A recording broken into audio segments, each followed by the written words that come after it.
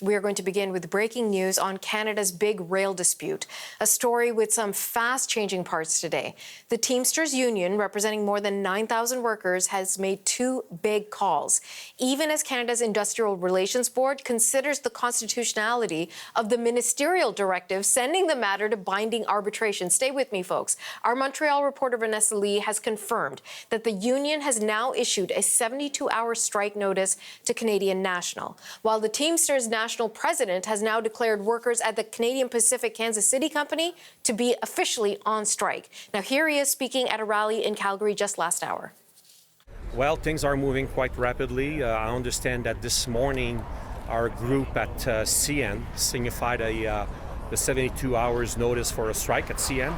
So we will see at CN the same scenario than the one here at CP. That's first thing. And as I said, our legal team are looking at all our options right now. The best way to have a contract is at the bargaining table. We don't believe to let a third party to decide what's going to be our working condition. We know the operation, railway operation, are very complicated. The union knows the operation. The companies knows the operation, and they know what we need to operate this and to provide the workers a decent working condition. So we believe in fair and honest bargaining, and that's what we want. We want a fair and honest bargaining with the company. Strike continue as far as we are concerned. We notify the CN and CP of a strike notice, and we will use our constitutional right to fight this the company here. So we are here, and we're going to stay here. Okay, folks, this is a huge story, and we've got in-depth analysis from two people we like and trust here. CBC's senior business correspondent Peter Armstrong is here with me in studio. He's going to help us break down the impact of this ongoing strike. And of course, in Ottawa, we've got CBC's Janice McGregor with political reaction to the Teamsters Union 72-hour strike notice. Janice, I'd really like to start with you because I understand you've got some clarity to offer us at this point. What have you got? I don't know if I'd say clarity. Look, can Janice explain? Are the trains running as normal? No. Does Janice know when the trains are going to be running normally again? That's clear. Also, it's no. Clear. And for the kind of people that Peter is, going to tell us about shortly, is that really all that matters right now? Probably. Okay. Nevertheless, pull up a chair, grab a drink, let's go through this. State of play at this hour. There is a virtual meeting going on at the Industrial Relations Board because yesterday Labour Minister Stephen McKinnon referred this work stoppage to their jurisdiction to take a look at perhaps a binding arbitration process that would sort out what should be in these collective agreements between both railways and their respective Teamsters unions. We do not yet know how things are going behind closed doors at those talks. What we do know is that this is a virtual meeting, and depending on the outcome of this, we will see how all the other dominoes fall from here. Now, why do I say that? Did you ever read Choose Your Own Adventure books as a kid? I'm going to guess, Peter, and we're all kind of same vintage, right? You get to a certain place and it says, if this happens, go to this page. If this happens, go to this page. So the first thing, if they say that binding arbitration proceeds, right? If what the minister asked for yesterday is what happens at the IRB today, this is what we know. That referral from the minister included both the lockout at the CPKC union and the lockout at CN, and also, and this is where the clarification sort of has come, also is considering the strike notice that the Teamsters had given for just one of those two railways, CPKC. If the IRB says that the binding arbitration process is going to sort of prevent any further stoppages of work on the railways with respect to those three things, that would be what the minister hoped would resolve this. However, will the union agree to be bound by that? And would it be legal for it to refuse to be bound by that? This brings us to, flip some pages here, another part of the process that we have to consider, because we know from the statements of the union, again this morning, that they believe that their charter rights are violated by this process whereby the minister has referred all this to binding arbitration instead of letting them work it out at the table with their employers. And they told us this morning that they have not yet gone to federal court, but they are looking at their options with this respect. And since 2015, and a Supreme Court ruling at that time, we do have a precedent here for the right to strike and the right to collective bargain to be seen as a charter right under freedom of association. That has changed the game in terms of what governments can do and how these things unfold.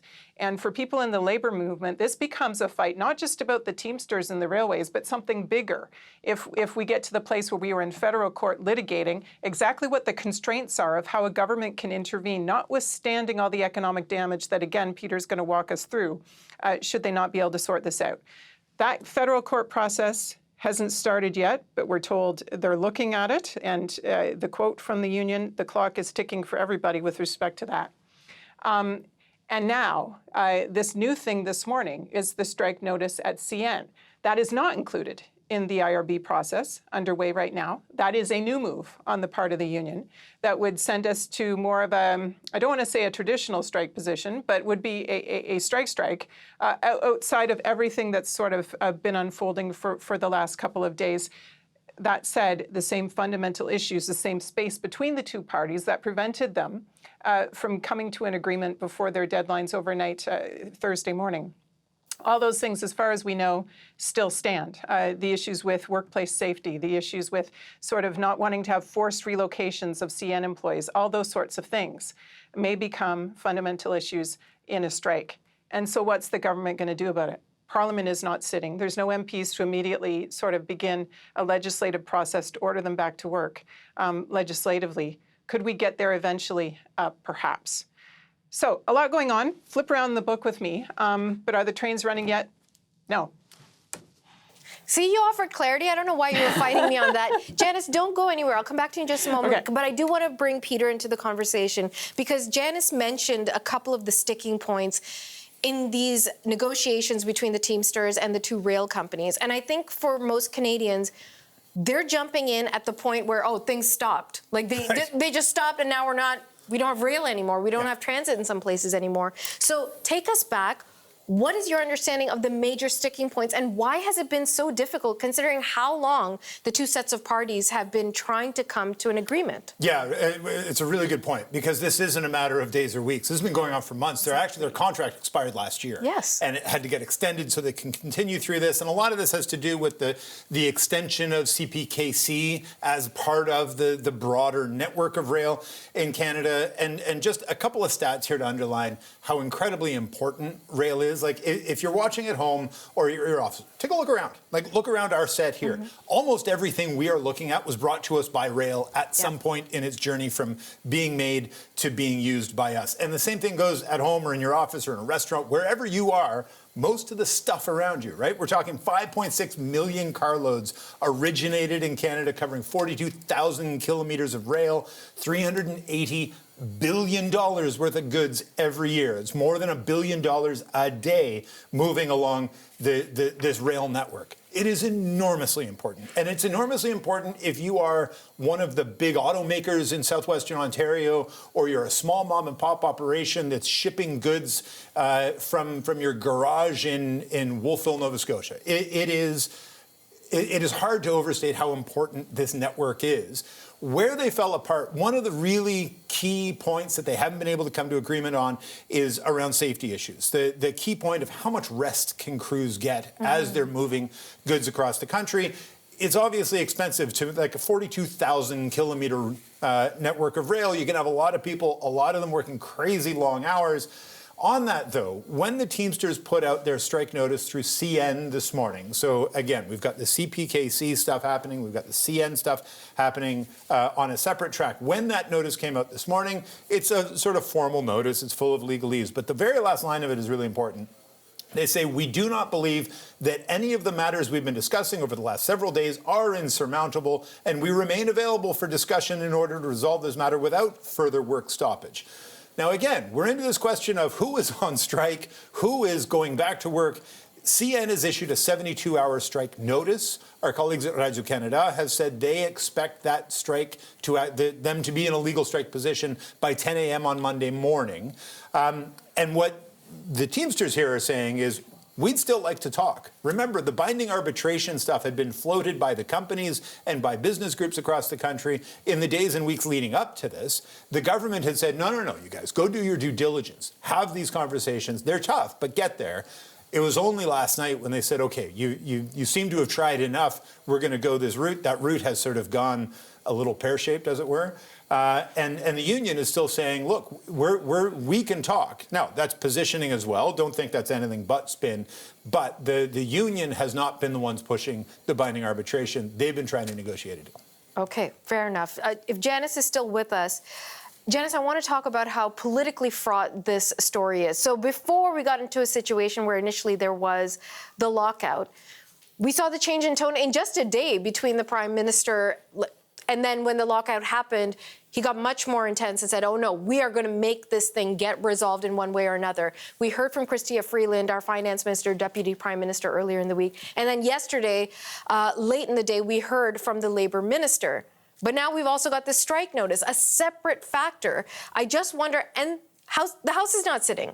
So I just wonder, how does the federal government move forward with this incredibly delicate, fraught situation when the NDP has come out so clearly, as one would expect, in favor of the unions? And interestingly, the Conservatives have kept quite mum on this topic.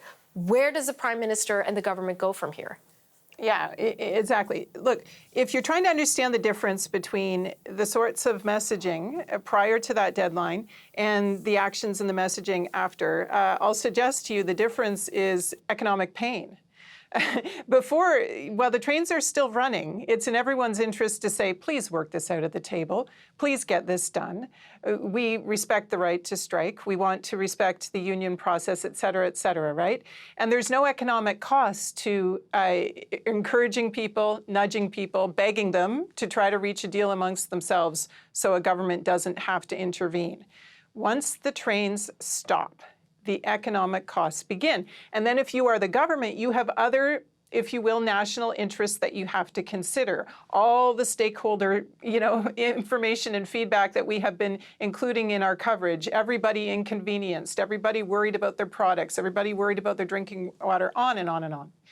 And the government has to say, okay, so we have our principles about sort of the right to strike and the importance of collective bargaining, but we have the facts on the ground about the length of time that they were at the table without results and the economic costs going forward. And it is not an easy call for a Labour minister or a prime minister or a government generally to decide what to do. But you are the decider when you sit in that chair, and that was what was in front of Stephen McKinnon yesterday.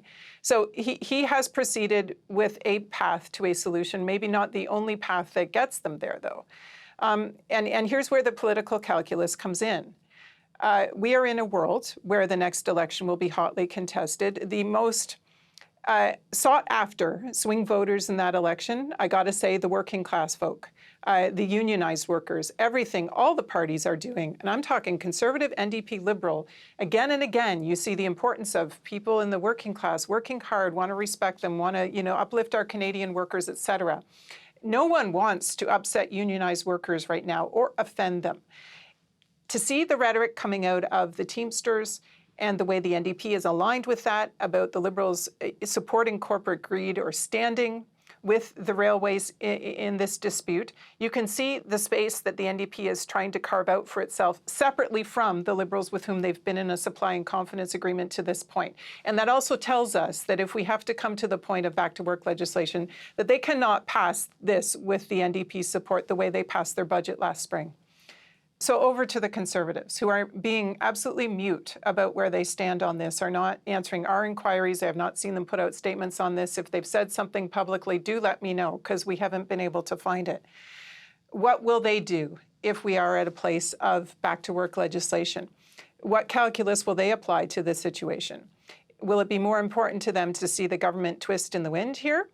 Or will they look at the economic circumstances and hear the stakeholders and agree that this needs to be done legislatively?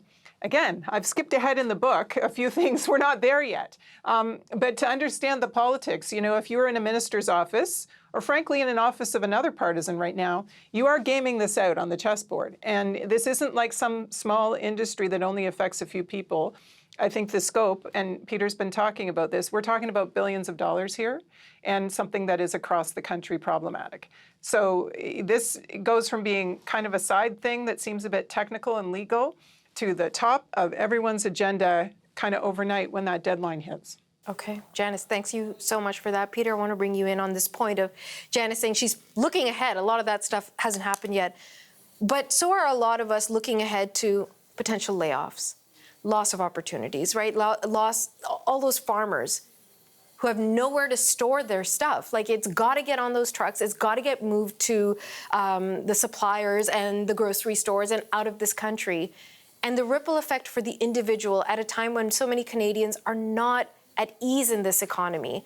I just wonder what you're hearing on that point of view, that perspective, what you could foresee on that point. I was just texting a friend of mine who works in international shipping to be like, how is the world seeing this? Yeah. Because the backing and forthing on it certainly isn't a great look, and it won't instill a ton of confidence.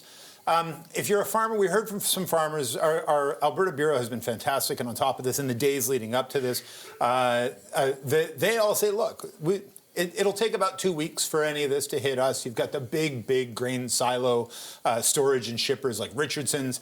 They've obviously been building in extra capacity. Paula Duhatsik, one of our great reporters out of Alberta, did a great story that's online. I'll tweet it out if people want to read it, about how trucking companies are trying to fill in some of the gaps, but they can only take on so much capacity. You know, you'd need fleets of trucks to cover half of a train load. So everybody's trying to just kind of inch their way through this in the hopes that, you know, if we're looking at, let's say, $1 billion in economic activity a day, well, we lost yesterday, sure looks like we're losing today, what's Monday going to look like? It starts to add up. A lot of this, and we've been through this before, right? Remember the rail disruption in 2019, was it 2008 before that?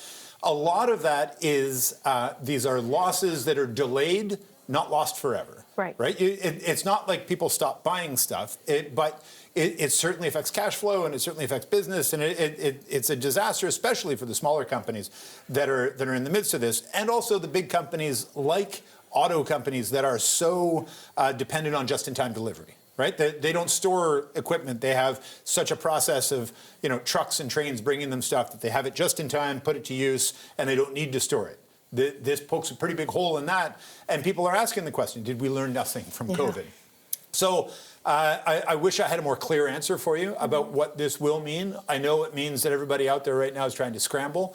I know it means everybody that was already rife with anxiety about the state of the economy is only getting a little bit worse. And the hope and expectation, frankly, that this gets sorted out as quick as possible is kind of prevalent in everyone.